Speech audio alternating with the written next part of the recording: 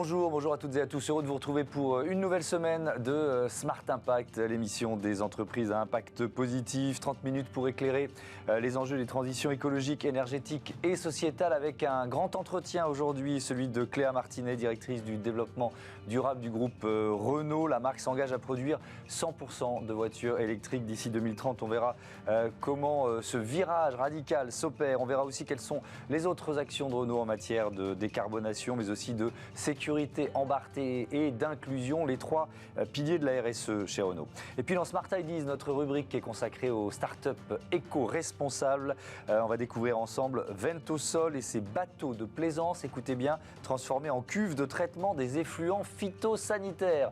Voilà pour les titres, c'est le grand entretien, tout de suite.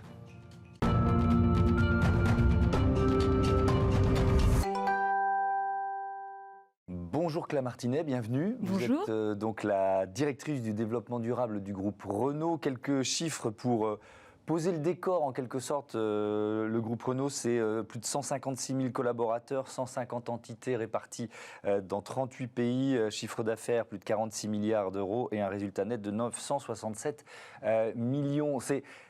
Voilà, on sait qu'on parle du groupe Renault, mais quand même, voilà ce que ça représente. Et voilà ce que ça représente quand le groupe Renault prend un virage et prend des engagements et des actions en matière de développement durable. C'est aussi ça qui va évidemment nous intéresser. Le développement durable qui fait partie intégrante de la stratégie. Et d'ailleurs, ça passe par une organisation adaptée. On va commencer par ça. Quelle est cette organisation ? Oui, alors c'est une belle question.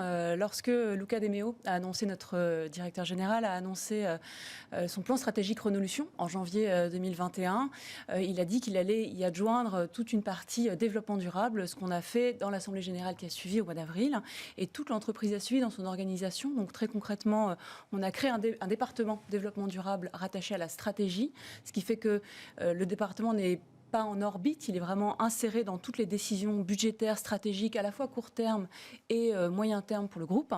Donc ça, c'est de façon opérationnelle la façon dont on est rattaché. On a bien sûr un scope environnement, sécurité, inclusion que vous venez de mentionner, mais je crois qu'on en parlera peut-être un peu plus tard. Et ça se voit donc à tous les échelons de prise de décision du groupe. On reporte en comité exécutif, ce qu'on appelle Board of Management pour le groupe Renault. Et puis on a aussi fusionné deux comités au niveau du conseil d'administration, le Board of Directors. Auparavant, il y avait un comité éthique et RSE et puis un comité stratégie. Aujourd'hui, en conseil d'administration, on a un seul et même comité qui s'appelle, en bon français, Strategy and Sustainability. Voilà. Alors, je le disais en titre, il y a effectivement ces trois piliers qu'on va décliner, décarbonation, sécurité embarquée, inclusion. Il y a un modèle de voiture que vous citez pour symboliser en quelque sorte ces trois objectifs. C'est le nouveau Scénic Vision. Pourquoi ? Qu'est-ce qu'il a de particulier ? Alors, Scénic Vision, c'est un concept car qui est une vraie prise de position, en fait. C'est une déclaration au monde de ce que Renault, en tout cas, ce qu'un constructeur automobile, et Renault en particulier, peut faire en poussant les curseurs à fond dans les domaines donc, de la décarbonation, de l'économie circulaire, de la sécurité embarquée dans les véhicules et aussi de l'accessibilité. Donc en fait, ce concept car, il concentre en fait tout le savoir-faire Renault et il pousse tous les curseurs à fond. Bien sûr, on ne peut pas le mettre à l'échelle aujourd'hui. Ce n'est pas un concept car qu'on peut photocopier en 3 millions d'exemplaires à la date d'aujourd'hui, mais il concentre en fait des objectifs qui, eux, sont prévus pour être déployés dans la gamme automobile qui arrive et dans les années à venir. Donc en fait, c'est une vision et c'est aussi une déclaration de ce qu'on peut apporter et comment on peut contribuer aux défis climatiques, de préservation des ressources et puis de préservation aussi de la santé et de la sécurité des usagers. Quand on parle de décarbonation, quelques chiffres là aussi, diminution de 22% de l'empreinte carbone des véhicules depuis 2010 et donc, je le disais en titre, cet objectif, 100% de voitures électriques d'ici 2030. Je voudrais qu'on commence par regarder ce qui a été fait. Comment vous avez réduit l'empreinte carbone des véhicules de 22% en une douzaine d'années ? Ah, c'est une très bonne question. Alors, cette empreinte que vous venez de mentionner, il est important de le dire parce que tout dépend de comment on mesure une empreinte carbone. Ouais. Celle à laquelle vous faites allusion là, c'est une empreinte carbone, ce qu'on appelle qui prend l'ensemble du cycle de vie. C'est ce qui est le plus important. Exactement. C'est une approche très globale qui ne s'arrête pas au pot d'échappement. En fait, une fois que, par exemple, vous faites un véhicule électrique, vous dites, c'est bon, j'arrête mes émissions, je suis à zéro. En fait, non, un véhicule électrique continue d'émettre lorsqu'on prend en compte l'ensemble de son cycle de vie, donc notamment les émissions liées à sa production, les émissions liées aux matières qui le composent, les émissions liées à l'énergie utilisée pour qu'il se meuve, donc l'électricité que vous mettez dans le véhicule, elle a une empreinte carbone, et puis les émissions liées à sa fin de vie, c'est-à-dire quand on le recycle, il y a des processus industriels, là aussi ça émet. Donc le 22% qu'on a annoncé, c'est ce 22%-là, c'est-à-dire c'est l'ensemble du cycle de vie de nos véhicules, depuis les achats jusqu'à la fin de vie, on l'a diminué de 22%. Et comment ? Voilà, alors j'y viens, mais je vais se il fallait bien expliquer de quoi on parle. Je pense que voilà, c'était un sujet assez complexe, la décarbonation, et il est vrai que parfois on ne sait pas de quel périmètre on parle. Donc là, c'est vraiment le périmètre le plus global qui existe. On a eu un plan de décarbonation de nos usines qui était très ambitieux et qui date d'ailleurs d'il y a 12 ans, de 2010, qui a été enclenché. Là, on pourra peut-être revenir dessus, mais il y a des leviers très précis pour décarboner les usines et qui s'attachent notamment à la décarbonation de l'énergie utilisée pour produire les véhicules.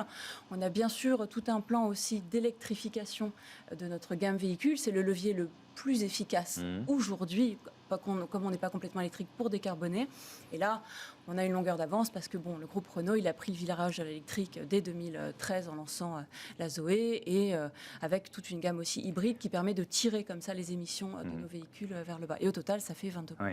Et alors, ce qui est intéressant, c'est que vous avez identifié les matières, les composants qui provoquent, en fait, qui représentent l'essentiel de cette empreinte carbone. Je vais les citer. Alors, c'est un peu évident, mais quand même, acier, aluminium, polymère, composants électroniques, verre et pneus. Donc ça représente quoi ? 90%, c'est ça à peu près de l'empreinte carbone d'un véhicule. Donc c'est là-dessus qu'il faut agir prioritairement ? Alors, ça représente 90% de l'empreinte carbone des matières du véhicule. Oui. Un véhicule, oui, on revient à ce qu'on disait tout à l'heure. Je refais, voilà, exactement. Un véhicule, pour le décomposer clairement, en fait, les matières, donc ce à quoi vous faites allusion là, c'est à peu près 15% de l'empreinte carbone d'un véhicule. Ouais. On prend un véhicule en moyenne qui aujourd'hui est thermique. Donc 15% de l'empreinte globale, ce sont les matières. Ensuite, vous avez à peu près entre 1 et 2%, c'est la production. Ça représente 1 à 2%. Ouais. Et puis, à peu près 75%, entre 60, très exactement 73%, c'est l'usage. Donc à la fois l'empreinte carbone de l'énergie utilisée et l'empreinte carbone au pot d'échappement. Donc, les 15% pour les adresser de front, on a ces 6 matières que vous venez de mentionner qui représentent donc 90% de ces 15%. Pardon de l'arithmétique. Non, mais ça permet de bien comprendre. Donc c'est un levier, mais ce n'est pas le levier le plus efficace, si je vous entends bien. Aujourd'hui, en moyenne, dans le parc, ce n'est pas le levier le plus efficace, parce que le parc est encore thermique. Mais demain, lorsque le parc sera entièrement électrique, à compter de 2030, 100% des véhicules de la marque Renault seront 100% électriques. L'équilibre change. Il n'y a plus ce 73% qui est lié, ce 3/4 de l'empreinte qui est lié à l'usage, parce qu'en fait, tout le poids du carbone se déplace vers la matière qui pèse beaucoup plus, jusqu'à un tiers, voire la moitié, selon l'énergie utilisée du véhicule électrique. Donc vous anticipez, c'est ce que j'allais dire, pour travailler sur ces matières principales. Exactement. Donc on a un double plan. Il y a celui auquel vous venez de faire référence, qui est le plan sur les 6 matières les plus contributives à l'empreinte carbone matière d'un véhicule. Et puis on a aussi un plan pour la batterie. Parce que là aussi, une fois qu'on passe à l'électrique, la batterie, c'est un petit peu la bête noire de l'empreinte carbone. Vous parlez d'une batterie verte, pardon de vous interrompre, une batterie verte, décarbonée et responsable. En lisant ça, je me suis dit, mais c'est possible, ça n'existe pas encore. Alors, il y a des ferments, il y a des débuts. Ouais. Là aussi, on anticipe et on prépare parce qu'une batterie, elle est composée de minerais, tout le monde le sait, stratégiques, qui se trouvent difficilement et dont il faut sécuriser les volumes. Donc là, dès aujourd'hui, nous, on a une chimie de batterie qui est cobalt, nickel, lithium. Et donc, ces 3 minerais, on commence à sécuriser leur approvisionnement avec des contrats qui permettent de garantir que leur extraction et leur acheminement est responsable. Donc, notamment, on a fait des contrats avec Vulcan sur le lithium, avec Terrafame sur le nickel ou avec Managem sur le cobalt, qui sont donc des fournisseurs de minerais européens ou marocains, en l'occurrence pour Managem. Et donc là, on a une vraie visibilité sur les conditions de travail, sur l'énergie utilisée. Et donc, ce sont des minerais qui vont nous arriver le plus décarbonés possible et aussi ce qu'on appelle responsable, c'est-à-dire les conditions de travail sont tout à fait viables. Donc, voilà, c'est un peu ça, la batterie responsable dont vous parliez, et verte parce qu'elle est décarbonée. L'objectif, c'est moins 20% en 2025. Pardon. Non, mais allez-y. Avec quand même cette question, et vous y avez en partie répondu en disant que vous sécurisez l'approvisionnement, qui est la question, alors à moyen terme, d'alerte sur la ressource. C'est-à-dire, est-ce qu'on en aura assez? Et d'ailleurs, ça pose une question sur le... Alors là, ce n'est pas du fait de Renault, c'est toute l'industrie automobile qui est contrainte de passer au tout électrique. Est-ce qu'on y arrive, tout simplement? Est-ce qu'on pourra produire suffisamment de batteries pour autant de voitures électriques sur le marché? C'est un vrai enjeu environnemental, parce qu'on se rend compte, et là il y a beaucoup de voix qui s'élèvent autour de nous qui le disent, que le défi climatique va de pair avec parfois une catastrophe écologique d'un autre ordre, qui est de l'épuisement des ressources. Et c'est pour ça que nous, notre stratégie de développement durable que je mentionnais tout à l'heure, elle embrasse ensemble à la fois la décarbonation et la préservation des ressources. Donc c'est ce qu'on appelle l'économie circulaire. Et donc, notamment, par exemple, sur les minerais, ce qu'on met en place là, c'est que, et sur le cuivre aussi, qui est un autre composant extrêmement stratégique et beaucoup plus utilisé dans un véhicule électrique, parce qu'il y a beaucoup plus de câbles en cuivre que dans un véhicule thermique. Donc, on tire un peu plus sur les ressources en cuivre de la planète que pour un véhicule thermique. On met en place des boucles courtes. Ce qu'on appelle des boucles courtes, ce sont en économie circulaire, c'est qu'on prend un déchet de fin de vie, donc du vieux cuivre d'un véhicule en fin de vie, des batteries électriques en fin de vie. On extrait le cuivre et les minerais. En boucle courte, on les traite avec des processus chimiques qu'on a aussi en partenariat avec Veolia et Solvay, par exemple, sur les minerais. Et on les réinjecte dans des batteries neuves ou dans des véhicules électriques neufs. Encore une fois, aujourd'hui, c'est au stade de ferment. Ce n'est pas, de démo. On a des entreprises qui le font. C'est industrialisé, c'est déjà à l'œuvre. Mais ce n'est pas encore à l'échelle pour le volume de véhicules électriques qu'on a aujourd'hui. Mais ça le deviendra dans les années à venir. Donc, on lance en fait cette dynamique. On a cette conscience-là que le tout électrique peut aller de pair avec un vrai problème de préservation des ressources. Et c'est pour ça qu'on a à la fois ce défi de décarbonation et le défi... C'est intéressant cette question de souveraineté finalement, parce que ça rejoint l'actualité avec, par exemple, les pénuries sur certaines pièces, les semi-conducteurs, la difficulté pour tout le secteur automobile simplement de produire des véhicules aujourd'hui. Là, c'est une période difficile parce qu'il y a eu plusieurs mois de baisse de l'achat de véhicules neufs pour tout le secteur. Comment je peux poser cette question? Comment prendre un tel virage stratégique majeur dans un contexte de difficulté? Vous voyez ce que je veux dire? Oui. C'est peut-être pas le meilleur moment pour engager une telle transformation. Enfin, vous n'avez pas le choix, mais ça doit être encore plus compliqué d'engager une telle transformation. Tout à fait. Il y a donc Luca De Meo, notre CEO, dit parfois que nous gérons collectivement chez Renault un paradoxe un peu ardu, qui est celui d'éteindre l'incendie d'un côté, parce qu'on a des pénuries très court terme, notamment sur de microélectronique, des microconducteurs, etc. Et puis de l'autre, dessiner avec un crayon l'avenir à 5 ans, à 10 ans, à 15 ans. Donc oui, c'est extrêmement paradoxal, mais ces périodes de crise, elles peuvent être, vertueuses, dans le sens où c'est le moment où il est nécessaire de changer, qu'on peut le faire de façon globale. Et là, par exemple, nous, c'est ce qu'on a mis en place. On doit se tourner vers donc une gamme entièrement électrique pour la marque Renault, mais dans l'électrification de manière plus générale et dans l'économie circulaire. Eh bien, c'est aussi le moment de repenser complètement la façon dont on accompagne nos salariés. Et on a mis en place, par exemple, une structure qui s'appelle la Renault Université, qui fait... Alors, c'est pas un nom marketing posé sur une politique de formation RH, c'est un organisme certifiant qui accompagne des milliers de personnes, donc 2600 l'année dernière, 3500 cette année. Alors, pardon, c'est pas du joli français, on dit dans le jargon, on dit reskilling, upskilling, donc conversion et montée en compétences. Donc, les gens changent en fait de travail pour qu'on les maintienne dans l'emploi chez Renault.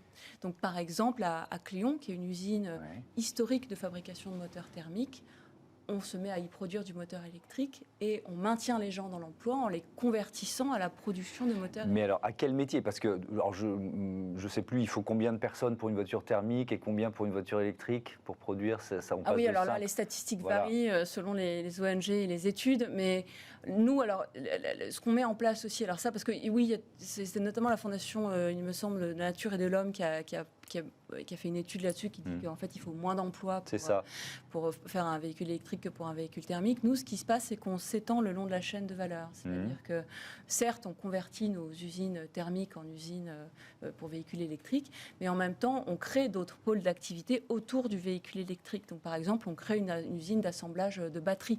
Donc là, en partenariat, donc ça crée de l'emploi finalement, même si l'emploi du thermique vers l'électrique peut parfois diminuer. En convertissant et en accompagnant les salariés, on arrive à être présent sur l'ensemble de la chaîne de valeur et à maintenir ou avoir à créer parfois Mais des emplois. c'est des transformations profondes de métiers. Oui, C'est-à-dire c'est plusieurs mois de formation. Oui, alors nous on compte en heures en fait, Ouais. parce que tout dépend de la façon dont la formation est faite. Mais par exemple, pour convertir une personne qui travaille sur la chaîne d'un véhicule thermique qui assemble un moteur, pour le convertir dans l'assemblage d'un moteur électrique, il faut compter entre 180 et 240 heures de formation. Et ensuite, il a un nouveau poste et il a de nouvelles compétences. Et bon, c'est aussi une attractivité pour lui, puisque le moteur électrique, c'est un peu le sens de l'histoire pour l'industrie automobile. Donc, voilà. Alors, on en a déjà parlé dans une autre émission de cette Refactory, usine dédiée à l'économie circulaire. On est aussi dans la même logique, de réinventer le métier. Alors ça existe depuis un peu plus longtemps quand même. Alors, la Refactory, là aussi, c'est assez emblématique. Elle est à Flins, qui est un peu un des poumons industriels de Renault historique, où on y a produit des véhicules assez iconiques comme la Clio. Donc c'est vraiment une espèce... Enfin, dans l'imaginaire social français, même de l'histoire du droit du travail, Flins résonne énormément. Et donc nous, on a accompagné la conversion de cette usine vers une usine entièrement dédiée à l'économie circulaire, ce qu'elle sera à compter de 2024. Et donc cette transformation-là, elle se fait par la montée en compétences, de la conversion de compétences, pour le coup dans l'économie circulaire. Donc ça peut paraître un peu abstrait comme ça, c'est quoi l'économie circulaire? Très concrètement, on apprend aux personnes à démanteler des véhicules, à valoriser les pièces qui s'y trouvent, et puis ensuite on a des activités autour de la réparation, la maintenance des véhicules en usage, la réparation, la maintenance des pièces pour les réinjecter donc dans des véhicules soit d'occasion ou voire même des véhicules neufs. Oui, c'est un peu le concept de mine urbaine qui est plus général et qui ne concerne pas seulement le secteur automobile, consiste à se dire on récupère des matériaux, le cuivre, vous en parliez tout à l'heure, pour les réutiliser. Je voudrais qu'on parle de sécurité embarquée maintenant. 30% des véhicules Renault vendus en Europe sont des véhicules e-tech. Ça veut dire quoi ça? Tiens d'ailleurs, c'est quoi un véhicule e-tech? Alors e-tech, c'est le nom ombrelle qu'on appose sur notre gamme électrifiée. Donc électrifié, ça recouvre à la fois donc le pur électrique, qu'on appelle donc voilà un véhicule électrique, et puis hybride. Donc hybride, c'est soit un plug-in hybride, soit un hybride. D'accord. Donc, ça, on est sur la nouvelle gamme. On est sur la nouvelle gamme. C'est vraiment l'électrification en cours. La sécurité embarquée, c'est quoi? Alors, c'est assez singulier chez Renault d'avoir fait de la sécurité embarquée un pilier du développement durable, parce que classiquement, elle n'y est pas. En fait, c'est une prise de position de Luca De Meo qui dit que, en tant que constructeur automobile, on ne doit pas simplement utiliser la technologie embarquée dans le véhicule, faire de la tech pour la tech. On doit vraiment l'utiliser dans un usage de sécurité. Ça, tout le monde le fait, bien sûr. Mais nous, on va au-delà des attentes un peu classiques du marché et des grands guides et principes qui régulent la sécurité. Je ne sais pas si vous possédez un véhicule. En général, quand on achète un véhicule, on regarde les étoiles NCAP qui en fait viennent pas décorer, mais disons récompenser, noter, évaluer le niveau de sécurité d'un véhicule. Nous, bien sûr, on y répond, mais on va au-delà. Et en allant au-delà de ces attentes, en fait, on a un engagement sociétal, parce qu'en fait, on va au-delà des attentes, et donc du coup, on cherche à préserver et à faire de la sécurité réelle. Et concrètement, c'est quoi?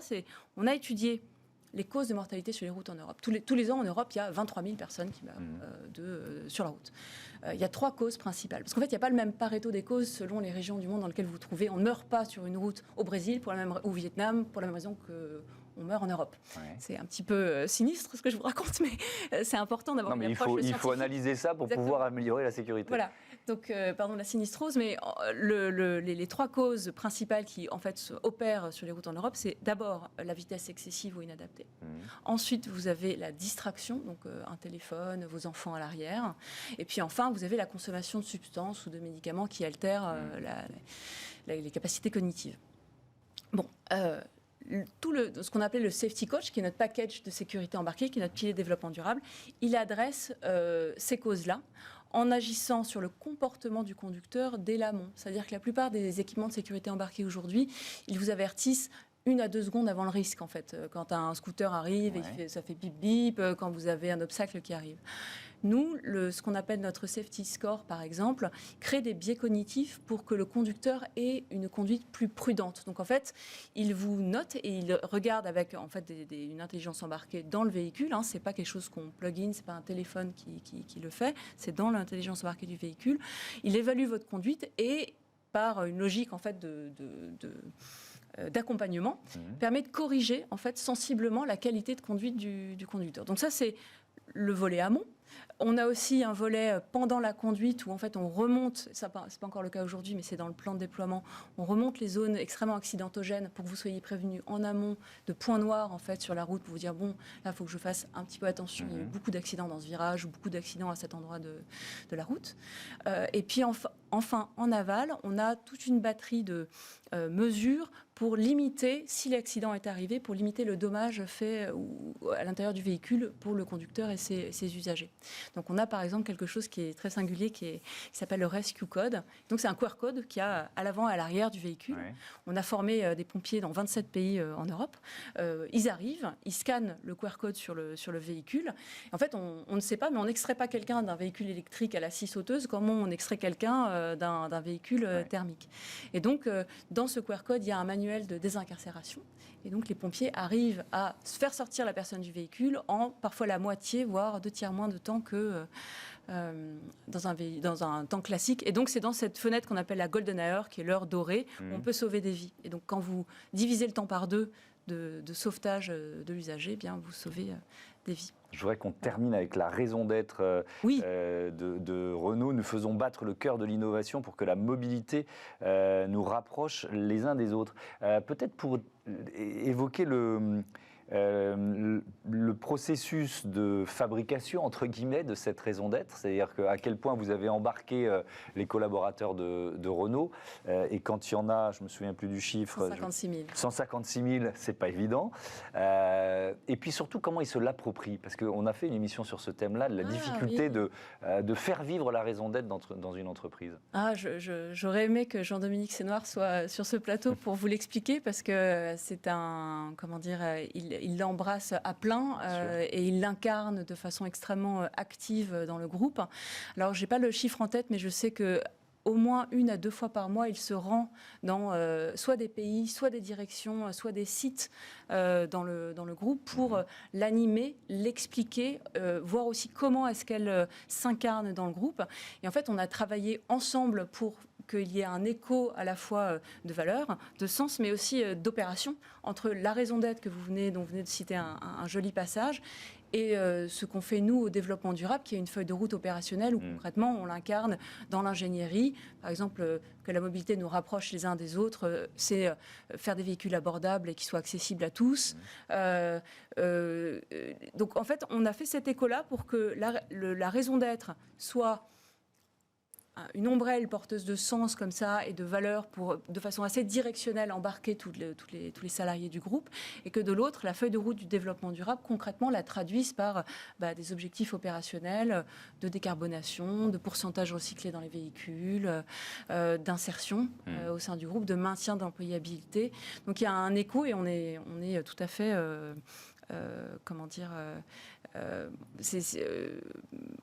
j'allais parler d'un partenariat, mais c'est pas exactement ça. En fait, c'était un prolongement. En fait, un prolongement parfait entre la raison d'être et puis la feuille de route du développement durable, qu'on incarne aussi avec un comité des parties prenantes qui est animé par Jean-Dominique Sénard. Merci beaucoup, Cléa Martinet, d'être venue nous présenter ces actions en matière de RSE du groupe Renault. À bientôt sur Bismart. C'est l'heure de Smart Ideas et la bonne idée du jour est celle de Vintosol.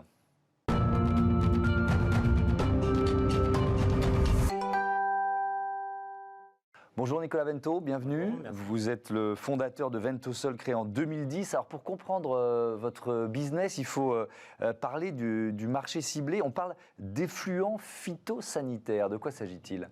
Donc, quand les agriculteurs traitent au champ avec leur pulvérisateur, à la fin du traitement, ils doivent nettoyer le pulvérisateur pour ne pas qu'ils s'abîment tout simplement, pour qu'il reste propre. Et ces eaux de lavage ne peuvent pas être rejetées n'importe comment, sont considérées comme un déchet dangereux. La France a été le premier pays, peut-être au monde, en tout cas en Europe c'est sûr, à réglementer la gestion des effluents phytosanitaires. Et donc ça depuis 2006. Et la réglementation propose plusieurs façons de gérer ces eaux-là. Et une des façons, c'est d'utiliser un système de traitement à la ferme. Et c'est ce qu'on propose. Et donc c'est ce que vous avez inventé. C'est quoi ? C'est un système de cuve, c'est ça ? Alors, EcoBank, c'est un système qui va ventiler dans des cuves fermées. En fait, l'idée, c'était d'adapter un système comme un kit à peu près n'importe quel type de cuve. Donc c'est un système qui va, finalement c'est une ventilation forcée, qui va souffler dans des cuves. Et cette ventilation forcée dans la cuve va permettre l'évaporation de l'eau. Ce qui signifie qu'à la fin, il va rester uniquement le résidu sec. Donc sur 1000 litres d'eau, il va rester entre 1 et 2 kg de résidu sec à la fin. Et c'est ce résidu sec qui doit finalement être détruit. D'accord. Et alors, là où ça devient très étonnant, c'est que vous avez poussé encore un peu plus loin le curseur en imaginant EcoBank Navy. Donc, on va voir apparaître des bateaux dans l'histoire. C'est quoi EcoBank Navy? C'est ça. Alors, en fait, dès le départ de la conception d'EcoBank, l'objectif, c'était de pouvoir adapter le système à n'importe quel type de cuve. Parce que ça permet de réduire les coûts de manière importante en partant sur des cuves standards. Donc on a commencé par des petites cuves de 1000 litres, ensuite on a adapté le système sur des caisses palettes de 900 litres, ça permet 2 modes d'utilisation différents. Ensuite on a commencé à faire des cuves beaucoup plus grandes, parce qu'il fallait gérer des volumes plus importants. Et puis après, on a commencé à adapter le système sur des cuves que les clients avaient déjà chez eux. Par exemple, des anciennes cuves de stockage de vin qui n'étaient plus utilisées, et on s'est adapté dessus. Et puis, c'est en 2020, pendant le premier confinement, qu'on a eu l'idée, en fait, un peu par hasard, on cherchait une remorque plateau pour transporter des cuves, tout simplement. Et puis, on s'est rendu compte que beaucoup de gens vendaient des remorques de bateaux et se débarrassaient de leurs bateaux dessus. Des anciens voiliers des années 70 en résine de polyester. Et c'est là que l'idée a germé. On s'est demandé, mais pourquoi pas utiliser ces bateaux-là? Finalement, c'est étanche, c'est compatible chimiquement avec les produits phytosanitaires. On peut avoir une double coque. Donc finalement, ça permettait de répondre aux problématiques du Code de l'environnement. Et donc, on s'est engagé. Et de rentrer dans l'économie circulaire, parce que ces bateaux, ils étaient, je ne sais pas, détruits, incinérés, enfin, je ne sais pas ce qu'on pouvait en faire, mais là, vous leur donnez une seconde vie, quoi. C'est ça. Et en fait, on s'est rendu compte qu'il y a un gisement d'à peu près 5000 bateaux par an. Par an? Qui doivent être éliminés. Donc pour ça, c'est énorme. Il y a un éco-organisme qui s'est créé qui s'appelle l'APER et qui a cet objectif de déconstruire 5000 bateaux par an. Donc effectivement, il y a un gisement de bateaux assez important. Alors évidemment, tous ne peuvent pas convenir, mais ça permet d'avoir... Et alors, je me mets à la place d'un agriculteur, ça veut dire qu'il peut choisir son bateau qui va devenir sa cuve, c'est ça en quelque sorte? Alors, c'est plutôt dans l'autre sens que ça va se passer. C'est-à-dire que nous, quand on dimensionne, évidemment, on va demander à l'agriculteur quels sont les volumes d'effluents qu'il a à gérer. On sait que dans telle région, par exemple, si on va sur la Gironde, on sait gérer... on peut évaporer de l'ordre de 1000 litres par mètre carré de stockage. Donc un agriculteur qui aurait 4-5 000 litres, par exemple, d'effluents à gérer, il faut lui trouver un bateau qui est 4-5 mètres carrés de surface utile. Donc à partir de là, on va nous chercher un bateau adapté. Donc l'APER, donc cet éco-organisme va nous aider à identifier des bateaux. Et puis après, on va chiffrer évidemment la transformation du bateau et puis on espère que ça séduira le client. Ça s'appelle EcoBank Navy. Merci beaucoup Nicolas Vento d'être venu nous présenter ce procédé, cette très belle idée. Bon vent à vos bateaux EcoBank. Voilà, c'est la fin de cette émission. Un grand merci à toutes et à tous de votre fidélité à Bismart. Salut.